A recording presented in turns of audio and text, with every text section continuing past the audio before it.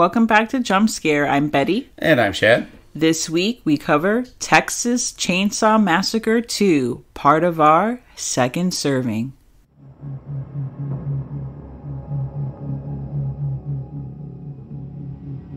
"13 years ago, audiences across America were horrified by the savagery of a faceless killer. In the wake of this bizarre rampage, he vanished. Now, after more than a decade of silence, he has come out of hiding.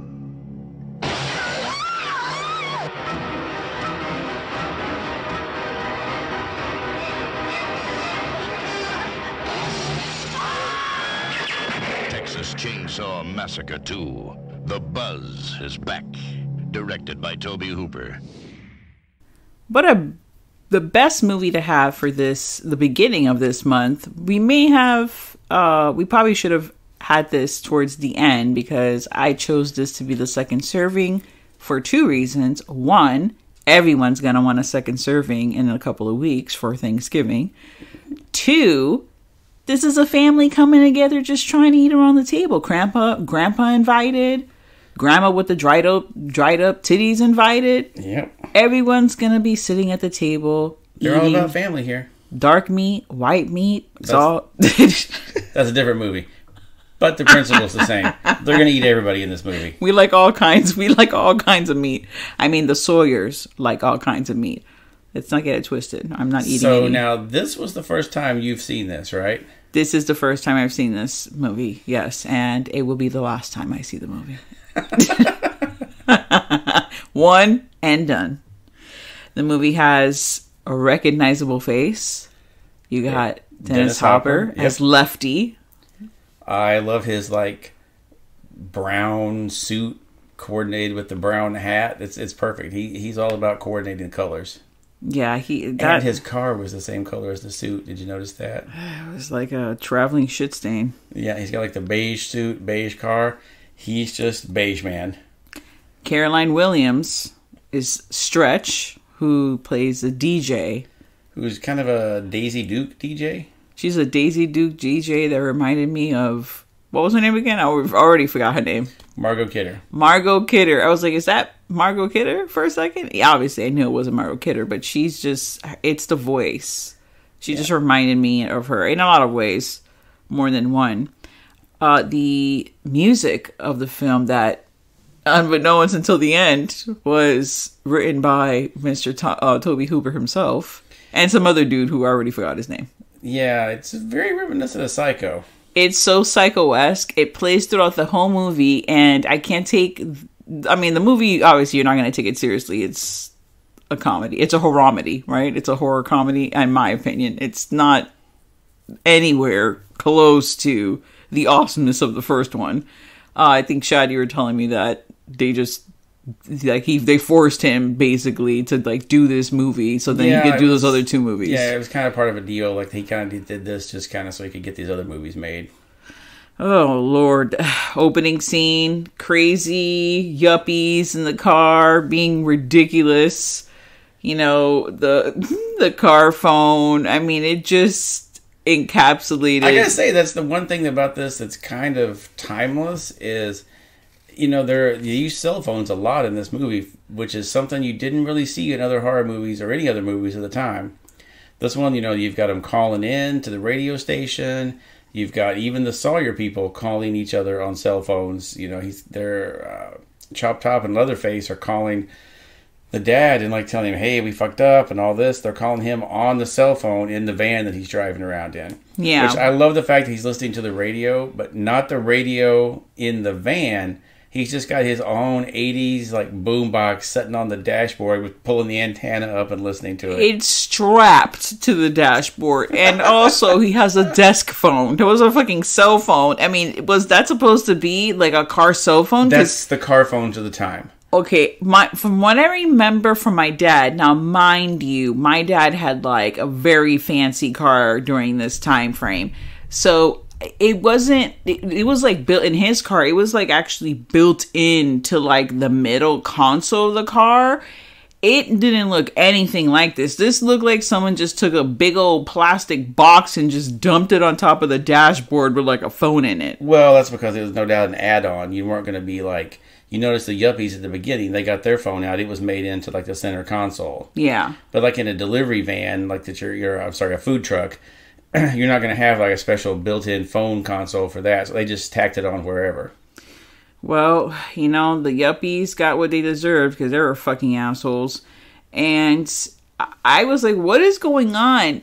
It just took me a second to realize, at first I thought it was Grandpa. I thought it was Grandpa strapped, like they're doing it. He's doing his thing with the chainsaw until you see that it's like a human puppet strapped onto like a Leatherface who looks like a rat. Like, Leatherface looks like the face for this. Terrible. I mean, like, Tom Savini, fine. Everything else looked great, like all the other stuff. But the mask for this, I did not like the look of the mask for this film. Yeah, it didn't look as good as the original, or even some of the sequels that are, the terrible sequels that are worse than this that they did. The mask didn't look quite as good in this one, I didn't think. It looked like low grade, like faux suede that you would get at Joann's Fabrics. It looked really terrible. It looked like someone kind of doing a bad cosplay of it. It looked really bad. I do like how that the Sawyers are, they're still keeping up the art of puppetry, though. You gotta go with the old standards. You can't just, we were sitting around watching TV. They're still doing puppet shows at the house. Yeah, and how this, like, man that weighs, I don't know, I'm really terrible with man weight. He overweight. Leatherface, he's eating a lot of human. That's just a lot of fat in that meat, just not good. And how is he, like, teetering, like, balancing off on this fucking truck that's going...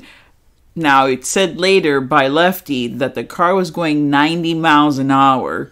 Which that truck could have not been. I mean, I guess truck could have been going 90 miles, but there's no way you're going 90 miles and you're like backwards. The truck was driving backwards up next to the car, and also this was the world's longest bridge. When they showed the bridge initially, it looked like it was maybe 150 feet across this bridge. They drive 90 across the bridge for a good 5 minutes, and they're still on the bridge. It was like the never-ending story of bridges. It just kept going and going. Yeah, it was hilarious because like they've been on this bridge for so long. This is like the Golden Gate Bridge out in Texas County somewhere. They're just driving forever. It was hilarious. Well, we get introduced to Stretch, the DJ, because these guys are calling in being total assholes. And for some reason, they can't hang up the phone. She was just going to hang up on them, but apparently the way the phones worked at that time, which I don't really remember this, but that you couldn't hang up on the people. They had to hang up. Maybe it was just because it was the radio station, but she couldn't hang up on them. They had to hang up on her. So that's where you get them calling in and they're being assholes, and then they get murdered by the Sawyers in their truck, which, they got a pretty nice truck for, rednecks that are out just driving around cannibalizing people. That's pretty decent. They get murdered by them, and she hears it all on the radio. And it's recording. It's recording, so she's able to keep a recording of it. And, of course, no one believes her. Yeah, even though she has a recording, but okay.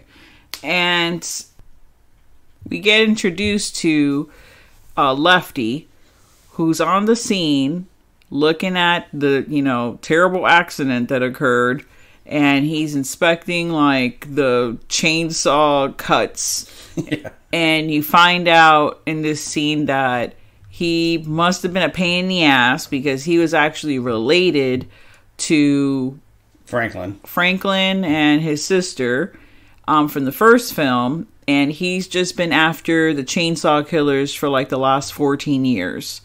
And, you have him just being just himself. Like, Dennis Hopper, like, can't with him in this freaking scene. Like, he's with the freaking suit and he's smoking a cigarette and he's just being just like, he just sells it. Yeah, he's just crazy Dennis Hopper. I don't even know if they gave him a script for this. He may have just shown up and just started saying crazy shit. He may have been. I don't understand. We were watching the film, and there's a part of the film after the scene literally jumps to, like, the DJ coming into, like, a weird, I thought it was an apartment complex, but like a hotel where she meets Lefty. Yeah. And Lefty opens the door, and I'm like, what happened to him? His face looked all bruised. Yeah, and then you notice, like, a couple of seconds later, it seemed to clear up. Yes. I don't know if it was, like, bad lighting, or there's a cut scene. Maybe this is one of those things, too, where sometimes you notice stuff on Blu-rays that you didn't notice before on VHS and DVD. Because maybe he had, this was something filmed out of order. Maybe he'd been injured or bumped his face. Then when they had to do pickups later, they corrected it. Because he definitely looked like he had like a black eye when she opened the door. And then by the time they got inside, it was gone. So bad makeup, bad lighting, maybe a cut scene. I don't know. But there was something weird going on with that. Well, this scene, I mean, like the whole movie, I was just like, what? So let's just run through the day, Stretch's day. She wakes up.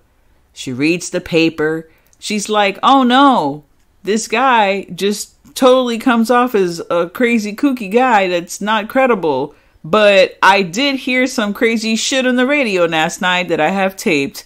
I must find him and go and become Stretch Detective. And that's right. She's going to be a DJ turned detective. Because just like all the 80s movies, how many have we covered now where, like, I'm the doctor in town, and I'm going to be the detective. Well, we got Tom Atkins. He's the doctor. He suddenly turns into a detective. He's going to track all this down. We got, what's his name? John Cassavetes in The Incubus. John Cassavetes. That He's motherfucker had 3 titles. He was the barber. He was the coroner. he was a fucking detective. He was doing all the fucking things in that movie. And we've mentioned this several times in the podcast because it's just, you don't notice these things as you're watching the movie. I'm sure some people do, but I mean, there's a lot of these movies I've seen time and time and over and over and over again, and then a lot of them that are new to me, but you do notice a pattern, and it just killed me that she just came up to this guy that she doesn't even know. She's gonna track him down, and it's like, I believe you, and we're gonna catch this motherfucker. I'm your partner in crime now. I am the person that you've always needed. You've always needed a partner.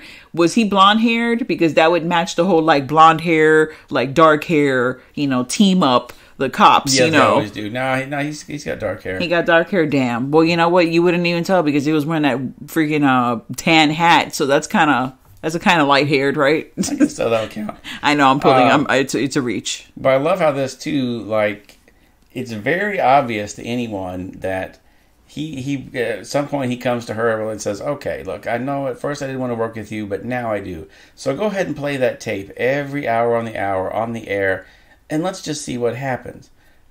Girl, he just changed your name to Bait. Okay, he is clearly baiting them to come and kill you. And then when they do show up at the radio station because, hey, they heard the tape, where did he go?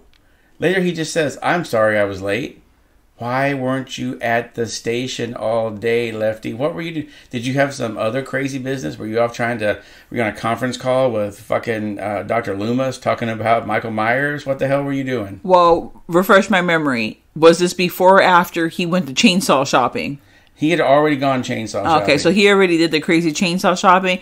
He probably went to go buy another fucking tan suit. Who knows what he was doing? Maybe he was chainsaw fighting himself, practicing before the big showdown later on.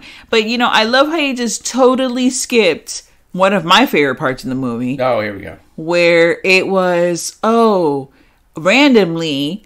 And the same, because it seemed like it was in the same fucking hotel. It was just probably me just assuming it was. But it looked like she came down from the hotel, went down to like the bottom where there was a chili cook-off happening. And she was, there to cover the story with like the old fucking microphone, like the ones you would find at like the drive-in. It was like that, like the Yeah, silver one. It was huge. She just whipped out, like ran up to the front to hear who the winner is because, you know, random fucking radio stations are covering. I mean, I guess it is Texas in the 80s, so this is probably a thing. You're covering the big chili cook-off. And once they said, oh, it was, I'm sorry, what was this fucking name? Drayton Sawyer. I was like, that everybody eating fucking, no, human meat. It's human meat. It's people. It's people in the meat. He's feeding the people. Yep. He's feeding the people. And here's my question too: is who's working at the radio station at this time? Because her and the engineer appear to be the only people.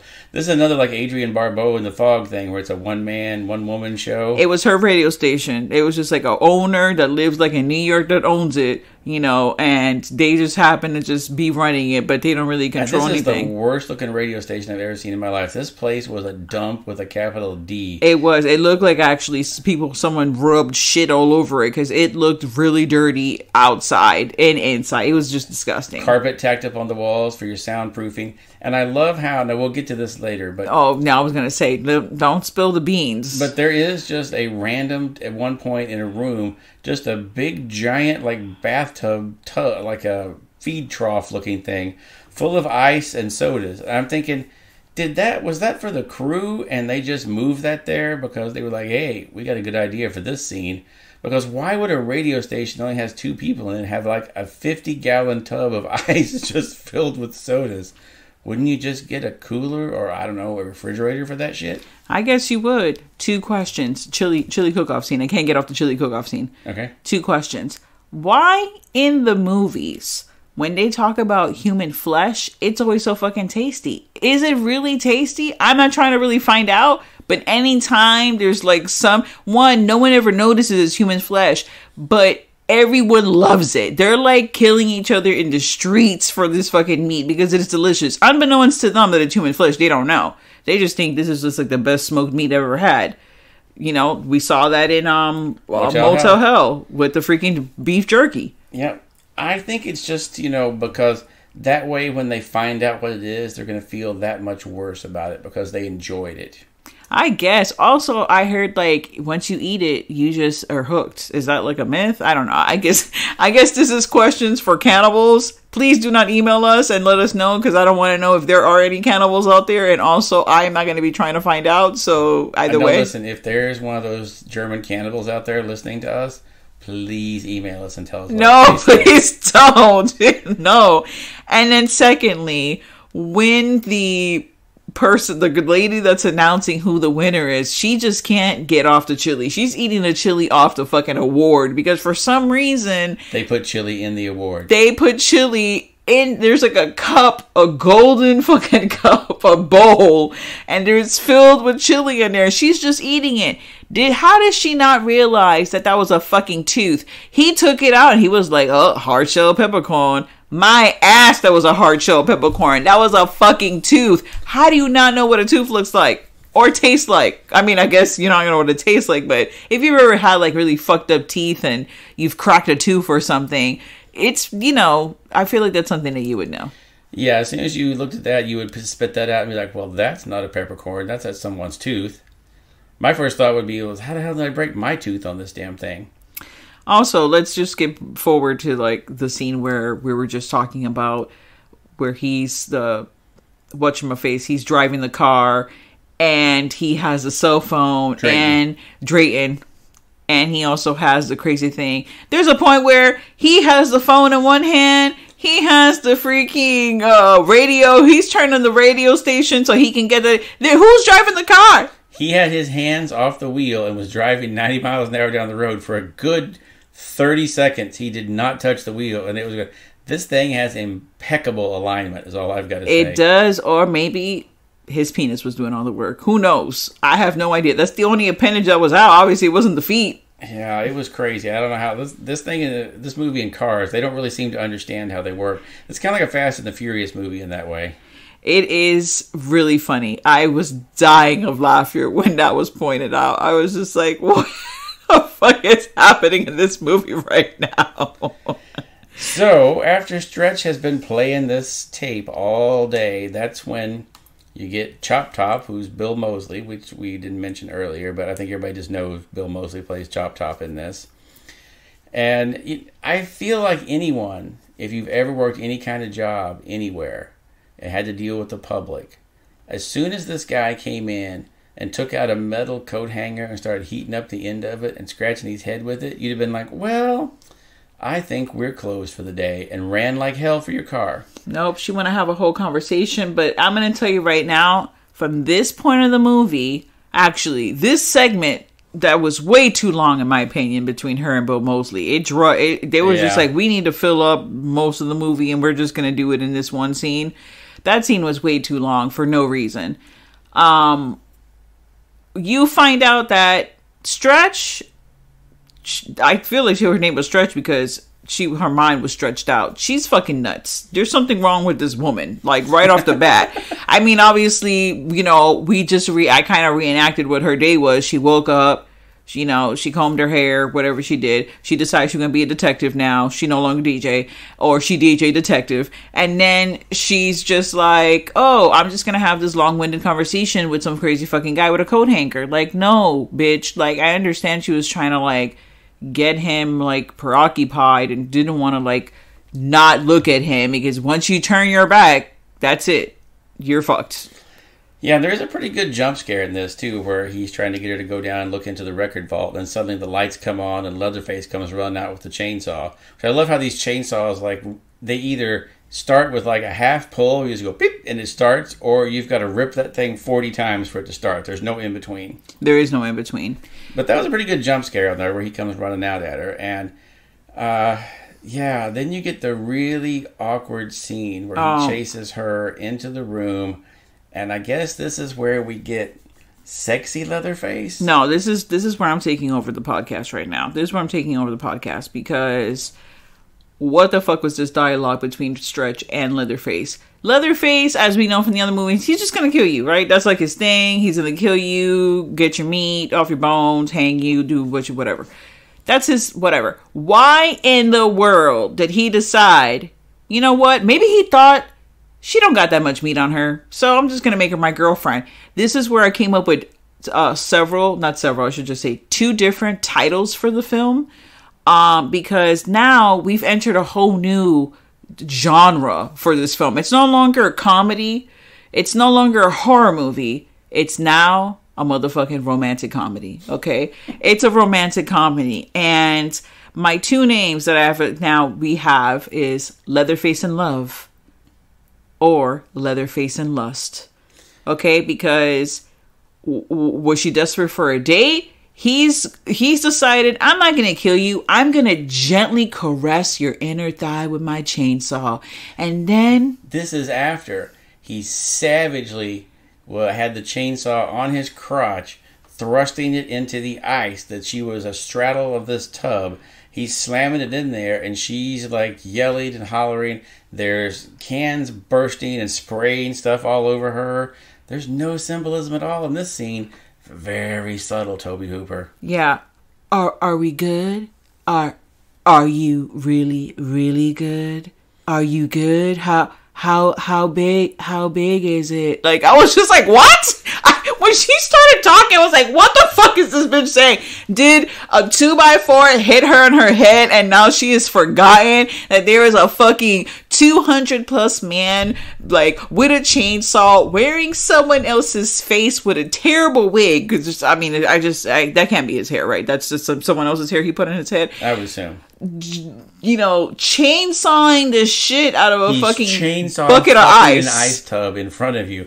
There's no talking to this man, okay? No, this is not a time to get high and heavy. Like, I understand maybe, you work in late hours at the fucking station. You decide you're going to become a detective. Those are long hours. Like, you don't got a love life. No, this is not the guy for you. This is not like, you swipe left, bitch. Swipe left. Like, what the fuck are you doing? I couldn't. And from this moment on, this film has changed for me. Like, now it's a fucking romantic movie. It's about how Leatherface is trying to find someone to love him and his chainsaw. That's it. That's what this movie became.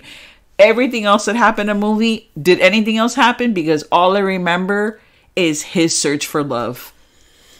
Yeah, it got strange with that. Like, It's been a while since I've watched this. I saw this back when it first came out. I actually saw this before I saw the original. Because when I was younger, of course, I had heard of it. But this is one of those movies that my mom talked about like in, oh my God, that's the most horrible thing ever made. You can never see that movie. That movie's just for weirdos. You don't want to see that. So I was never going to be able to rent that unless I snuck away to somebody's house. And we were never able to get to rent it. But people did have HBO, and they did play Texas Chainsaw Massacre 2 late at night, and you could watch that. That's because HBO could afford to pay the $2 that it fucking took to get this movie. The other one was way too much. Yeah. But, so this one I saw first, and that's why when I saw the original, I was blown away because it was, it's what it is. And then this movie is like, oh, okay. This is kind of like watching someone try to copy a really good movie and not doing a good job of it. This is what that is, but it's the same guy. Toby Hooper was like, you know what? Just, where's my 29 cases of Dr. Pepper and my 29 blunts that are going to be adjoining each can? That's what I'm doing, like, per every movie that I'm in. He was mad because it wasn't a fucking whole weed farm in the back like it was in the first one. So he was just like, oh, God, I got to actually work on this. We did spot a case of Dr. Pepper in the background of the radio station, though. There sure was. So that makes me happy because I drink roughly as much Dr. Pepper each week as Toby Hooper does, so... yeah, because if he would have just cut him, Dr. Pepper would have just came out of his veins. Yeah, that's my and goal. A rolled up blunt already at the same time. That's my goal with the Dr. Pepper. I just want to be able to shoot it out. Yeah, let's just skip to where we just go and give our ratings for this film, because is there anything left for the film after that scene? I'm kidding. Did you have a favorite scene or interaction? I think probably... like right at the radio station when he first busts out at her and is chasing her around. And it's kind of ironic, she slams the big like steel door to keep him out, which is of course what he did in the original. He pulls like the steel door closed and all that. I thought that was a nice little homage to that. And I did like the beginning of this, even though they were on the world's longest bridge. I did like the beginning where they just, it's one of those things, they just randomly pissed someone off on the road and it was the wrong person. This is why you don't do shit to strangers on the road, because you never know when they're going to be hillbilly cannibals. I did like, and I didn't like the fact that they've been going around doing their killings in Texas for 14 years. And the reason why no one could find them is because they're no longer in a house. They're now underground in some crazy, like, abandoned Texas, amusement park thing. And they're running their operation out of there, which is insane because, one, there's when she's running through, there's so many lights turned on in there. Like, the electricity bill must have been massive. But do they pay the bill, though? I feel like they do, because he was high in the community. He's the best fucking chili guy and caterer, because he was very, let me tell you, Mr. Sawyer, the one that has a job, not the other two lowlives that are freaking not doing anything. No, I think they're more like the butchers. Fine. They're the butchers. He's the cook, they're the butchers. And he's the face. He's the face of the company, which was not much of a face to begin with, but he's the face. He has a reputation for, bringing good food. He ruined croissants for me, because now I don't want a croissant sandwich, because I'm going to think it's there's going to be human meat as opposed to bacon in there. That killed it for me. I was like, oh no. And something we forgot to mention is that we mentioned before, it was just Stretch and her engineer at the radio station. Well, the poor engineer comes back after he went to get him some Cokes or something which was hilarious. He went to get him drinks while there's 95 drinks in a tub upstairs, 2 feet from where they were at. Those were for the crew, so they couldn't drink those. I guess so, but he comes back with their drinks and just walks in on Leatherface and Chop Top and gets immediately smashed in the head with a hammer and beat all over the place. But he had this really annoying habit that we were like, who does this? He just walks around and spits on the floor of the radio station all the time. When they hit him in the head with the hammer, he spits. Yeah, like a big old gulp of spit. I got my one last, it was as opposed to one last breath, it was one last spit. He's like, I'm gonna die like I lived, and just spits. But alas, for some reason he did not die, and I don't understand how he got hit in the head with that hammer at least 40 times. It was so many times. And then when they get back, they start cutting him up. Stretch, of course, in a moment of pure genius, when they leave the radio station, because Leatherface spares her, because she seems like a good girl. She was receptive to his advances. She wasn't rude. So he was like, you know what? You're pretty cool. I'll just leave you alive. Yeah, that was way out of character for him. It was like, no. So instead of doing the thing that any rational person would do and be like, wow, I just barely avoided being raped to death by this hillbilly mutant and then eaten. So I'm going to get the fuck out of Texas and never come back. She's like, no, you know what? I need to follow them. And see I'm going to fucking Oklahoma. Like, I'm out. Yeah, so she follows them, finds them into the abandoned amusement park, and that's where she finds the engineer, LG. They've already cut off the man's face, skinned one side of his chest where you can see his ribs, skinned his hand, and he's still alive. No, he alive. This is a throwback to another Tobe Hooper movie, The Funhouse. My favorite line in the whole damn movie. No, he just came back to cut and his last gasp. He didn't spit. He did kind of spit, but he didn't spit. He exhaled and then he died. It would have been fucking epic if he would have exhaled and went and threw a big loogie in her face and then died. I would have been like, oh, LG. I love how, like, at this point, Leatherface has caught her because, of course, that's what happens. She has been tied up and Leatherface has put LG's face over hers. Well, this happened before she... And his hat. And that's when LG wakes up enough to cut her free. And I'm like, man, she didn't even give this guy a date. And he, with his last breath and skinned off face while she's wearing it, he still went and saved her and was like, I love you. She's wearing his face. Like, how terrible would it be? You wake up from... Like, you barely have brains, right? You wake up, you open your eyes, and you see a resemblance of your face on someone else's face.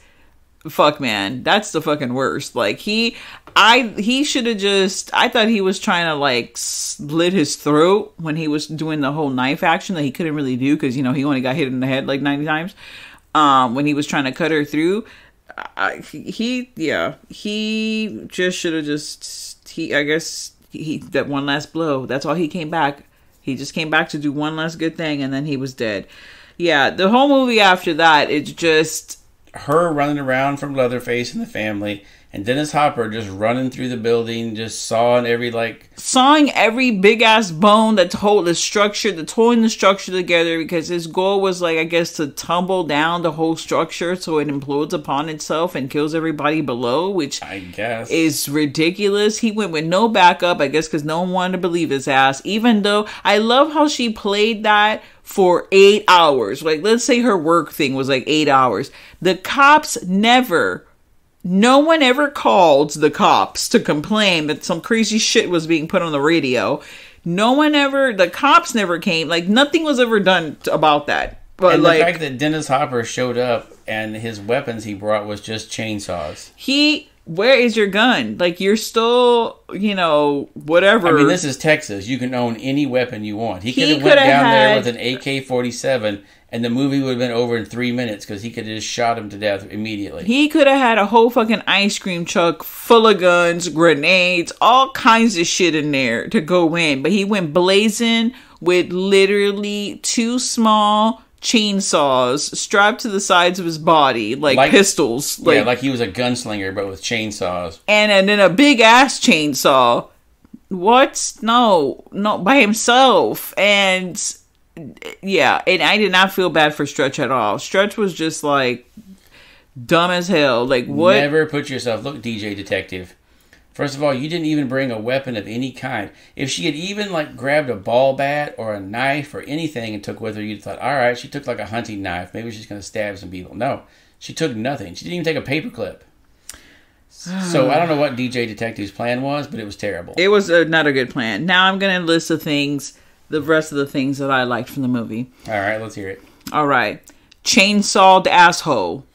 Yes, because Drayton kept saying, the small businessman always gets it in the ass. And sure enough, he did get it in the ass. Literally. Dennis Hopper's chainsaw. No holds barred chainsaw fencing. Okay, that was fucking amazing. The chainsaw fencing was great. It was just amazing. And Leatherface gets kicked in the balls. Yeah. So he does have balls. Drayton sure took care of my hemorrhoids. My hems. Took care of my hems. That's better than Preparation H. Oh my. Preparation Chainsaw. I'm done. And grandma dried up titties. Now, my other thing. Oh wait, my favorite thing, my whole favorite thing about the whole movie, besides the love story, okay, between Stretch and Leatherface. Look, they already have an amazing relationship. Her name was Stretch. Okay, like you do when you take skin off and you put it over your face, you gotta stretch it out. And his name was Leatherface. They both have nicknames. Aw.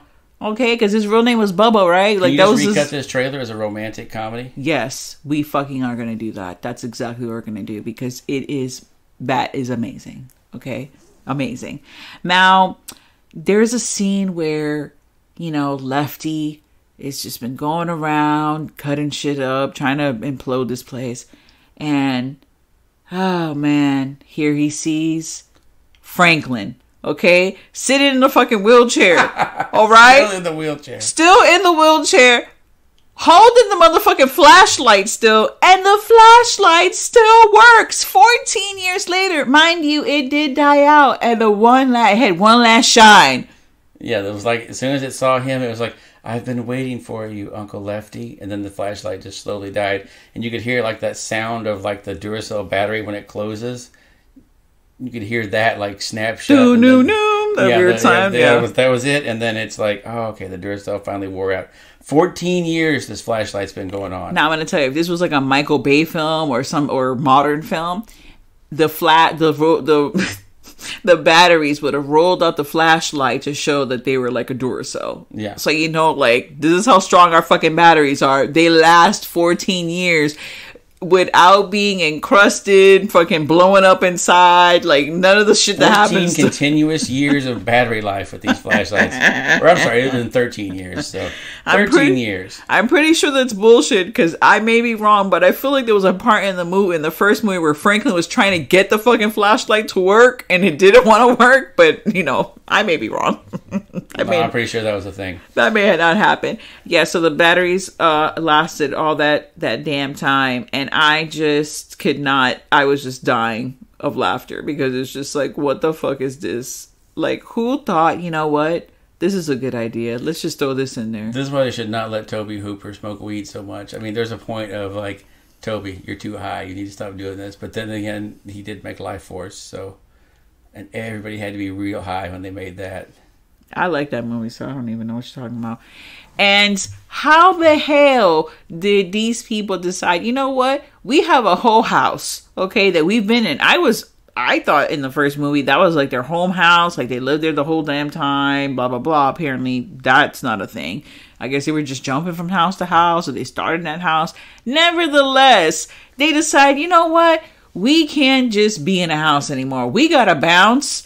But we're going to leave, and we're going to leave with every motherfucking single bone that we have, collected, that we've collected over the years. We're going to take it with us along with Franklin, and we're going to put him in this underground fucking thing. They just traveled with different U-Haul to all these damn bones that they decorated the whole inside. Well, they got all kinds of trucks that just load them up like the Beverly Hillbillies truck, and the shit like piled up with all the shit. They were just piled up. Leatherface sitting in the rocking chair like Granny, just rocking as they drove up to the place with all their shit. Then you got Grandma dried up titties and some like beautiful. She's like up in a cave up there with, it looked like this was like a water slide kind of thing, and this would have been the top of it. And up there is Grandma, who just sitting there in the chair, kind of dried up. And I love the part where her like raisin titties. She's holding like a chainsaw, and Stretch goes to pull the chainsaw away. You hear the chainsaw start. And you're like, oh, okay, she just started that instantly. And then the next scene is her trying to start the chainsaw for like 2 minutes while Chop Top is just stabbing the shit out of her. Yeah, her being Stretch. Stretch is doing that. Grandma, I thought Grandma was alive because Grandpa's still alive. He's still going strong. Those little bits of blood that they give him, I guess he's like a fucking vampire, which makes no damn sense. Like, he looked like he was 500 in the first movie. He's still alive 14 years later. How the hell? Like, what? That doesn't make... Well, they say he's 137 in this one. Okay, well... This was the part that kind of got me, too, is you never really see... Like, you see Dennis Hopper and Leatherface fighting. You see Leatherface get pretty fucked up with the chainsaw. I'm sorry, but there's a part where the chainsaw it's completely in his belly. Like, the fucking plastic part of the chainsaw is in his stomach. It's coming out the other side. He is not going to survive that. And then there's like a grenade explosion, but we never really see what happened to any of them. Did any of them die? We don't know. Did the movie ends just... I looked over the chat and said, is that the end of the movie? Mind you, I'm looking at credits at this point, so obviously I know it's the end of the movie, but it felt like it was like the end. That's it. The movie's ending. It's ended. Move on with your life. We saw what you saw, and that was it. You know, she's not coming. Stretch is not coming out of this one. She's, you know, I don't even know, because there's no, I feel like I need some closure on this. There's no closure whatsoever. For me, anyways. It ends with her kind of yelling and screaming like the first one. She's waving a chainsaw over her head. She's kind of doing the Leatherface dance. She's definitely doing the Leatherface dance. And I feel like Mr. Johnson, or whatever the hell his name is, who played Leatherface, he did the dance way too much, and it looked ridiculous. I mean, it was just bad. I give this movie, one negative bone. minus a knife. Well, I'm going to give it like 1.5, just because I've got some nostalgia for it, just for watching it when I was a kid. Because when I watched this as a kid, I knew it was silly and ridiculous, but because it was something that you weren't supposed to see, and I was sneaking around and watching it, it seemed way more intense. It wasn't until I watched it again years later that I was like, oh, this is not as crazy as I remembered it. You know what? You don't have to justify your 1.5 knife, okay? There's no justification needed. That's totally fine. You want to give this 1.5 knives, that's fine. I'll give it the same. I'm just obviously playing because it was fun to watch. If you're watching it with a group, it'd be fun. It wasn't the worst film ever that I had ever seen. Like Antrim or, Book of Shadows, Blair Witch 2. There's the Blu-ray for this has quite a few deleted scenes on it they're pretty poor quality, but you do see that they had to cut quite a bit of it out. There's a great one with Joe Bob Briggs where he's explaining to the two women he's with why the movie they just saw was really really cool, because she got a drill in her titty, and then he gets murdered by Leatherface, which was pretty cool, because how much Joe Bob loves the original, so I'm sure this was just like a dream for him to get to be killed by Leatherface. Yeah, then as a critic that he is, he gave Leatherface busting out of the fucking theater with a chainsaw 3.5 stars. Like, he's like, 3.5 stars, saw foo. He gets killed. That was fun. Too bad it wasn't in the movie. I guess they had mentioned at some point they were going to go to the movies because everyone was out at the football game and there wasn't going to be anyone in there. So that's why that was in there. But it didn't make sense for it to be in the movie anyways. I mean, the whole movie doesn't make sense, but I mean, to some degree. That scene would have made as much sense as anything else that was in the movie, let's be honest. Yeah, they should have just kept it just so they could have Joe Bob in it.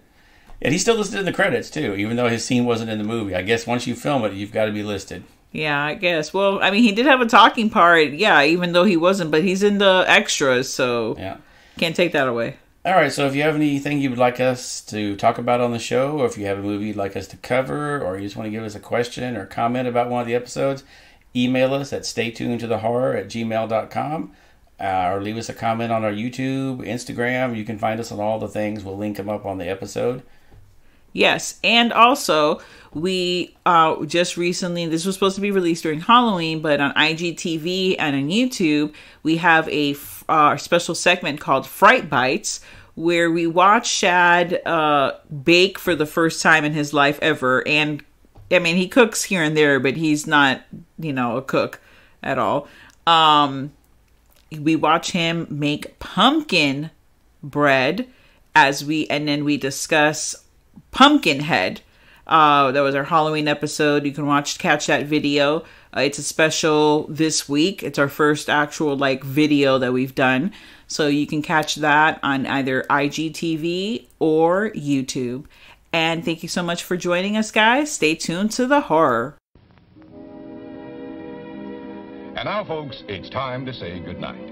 We sincerely appreciate your patronage and hope we've succeeded in bringing you an enjoyable evening of entertainment. Please drive home carefully and come back again soon. Good night.